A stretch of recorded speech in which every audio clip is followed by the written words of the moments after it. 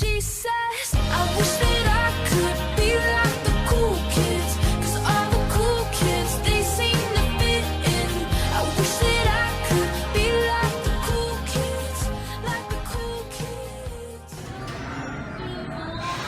Hi there, my name is Jordan Sharp and I'm sitting here in the Flying Star Cafe. I'm going to do a review on this place.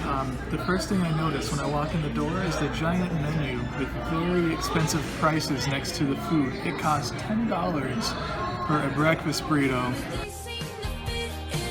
I wish that I could be like the cool kids, like the cool kids. And don't even get me started on the desserts. They are very, very appealing to the eye. And they smell delicious when you first walk in. You have to walk across a whole dessert counter before you can even order your food. So you have several desserts to look at, lots of prices to look at, lots of variety.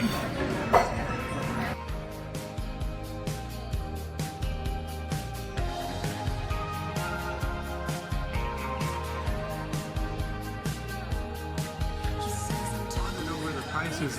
I was curious why they were so expensive, so I went up and asked the cashier what was up with the high prices in comparison to other restaurants. And what she was telling me is everything here is organic and it's all natural to the area, all local.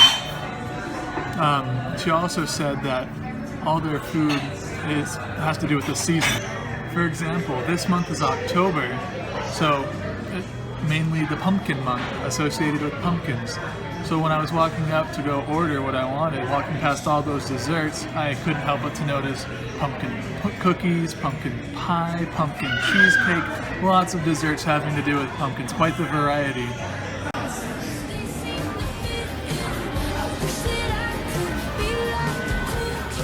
Now this looks delicious. They seem to fit in. I wish that I could be like the cool kids, like the Now when I bit into my delicious dessert, I could tell it was fresh and had just been made today. When I sat down after ordering my piece of pumpkin cheesecake, I looked around.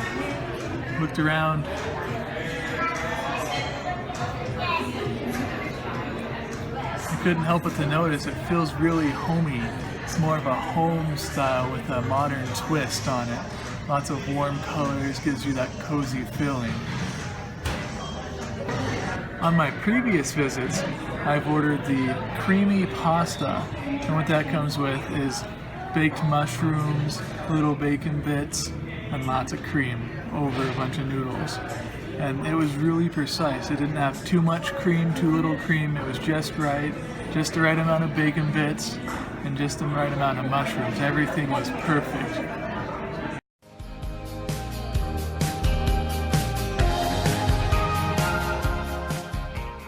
Now there was one item in this dish that didn't appeal to me that much.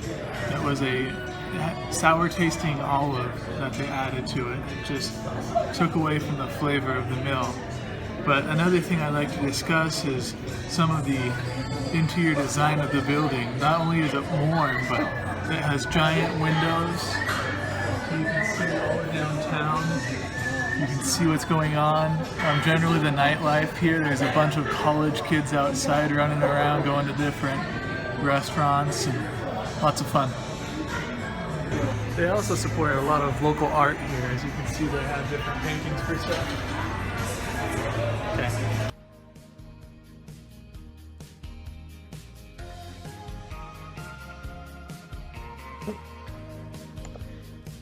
Review conclusion. Even with a few little tweaks to some of the ingredients, I know this place is at its best. The desserts are amazing and the food hardly ever disappoints.